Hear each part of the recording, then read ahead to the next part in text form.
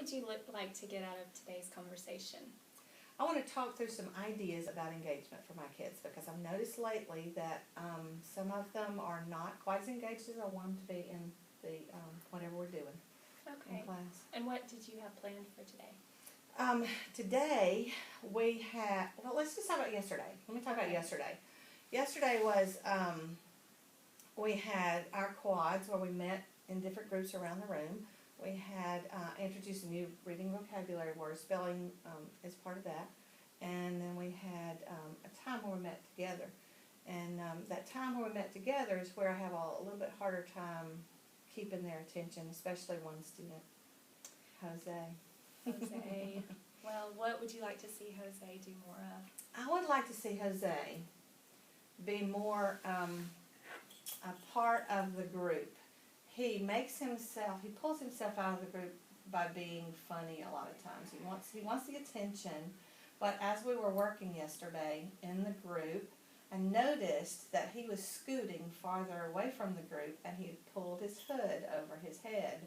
So he was disengaging, he was pulling himself out of the group.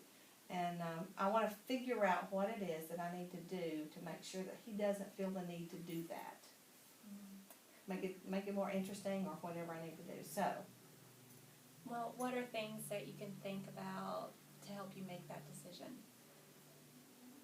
I need to think about time of day that we're talking. I need to think about their growth, their how kids react to what we're doing, what's natural. And I think the time of day for Jose is a problem because it's later in the day. I also need to think about his possible language barrier. There's a possibility that there's a problem there.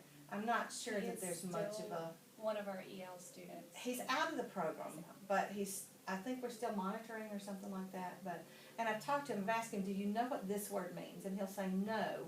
But I'm not sure if it's a word that kids would normally not know, or if it's a word that he doesn't know because of his language problem. So I need to think about that.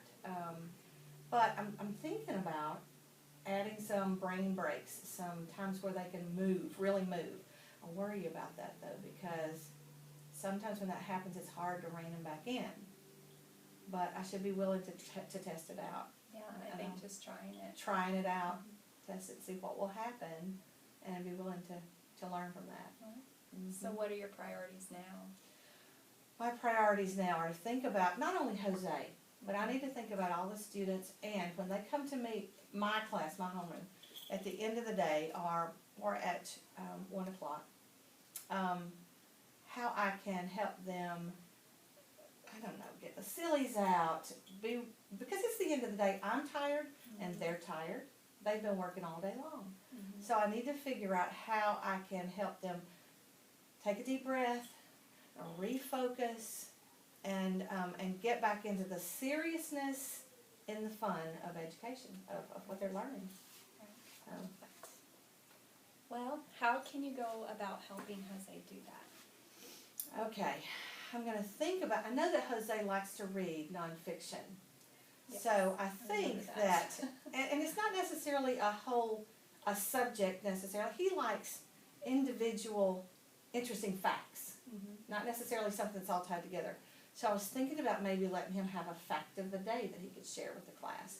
That way he would get the attention, and maybe it would take some of the wanting to pull out away from him, and give him an opportunity to be the center. I like that. Yeah. And what do you need to make this happen? Like, what resources would you need? Time. Yeah, I just need to restructure time. And in thinking about that, possibly restructuring not only that last class, but the other 2 classes as well, because I'm sure that there's students in there who still have that same problem, even though it's the first of the day or the middle of the day. Maybe restructuring everybody so that we have some sharing time, because I don't provide enough sharing time. In the book that I'm reading right now, Reading in the Wild by Donald Miller, she says that there are 3 things that kids need to do in an ELA class. It's read, write, and think. And as part of that, sharing. Sharing's a big part of that, and I don't do enough sharing. So sharing time is a big thing I think that I need to add. Well, I love all your ideas, I think. Thank you. gonna Thank help you. Jose. Okay, good, thank you.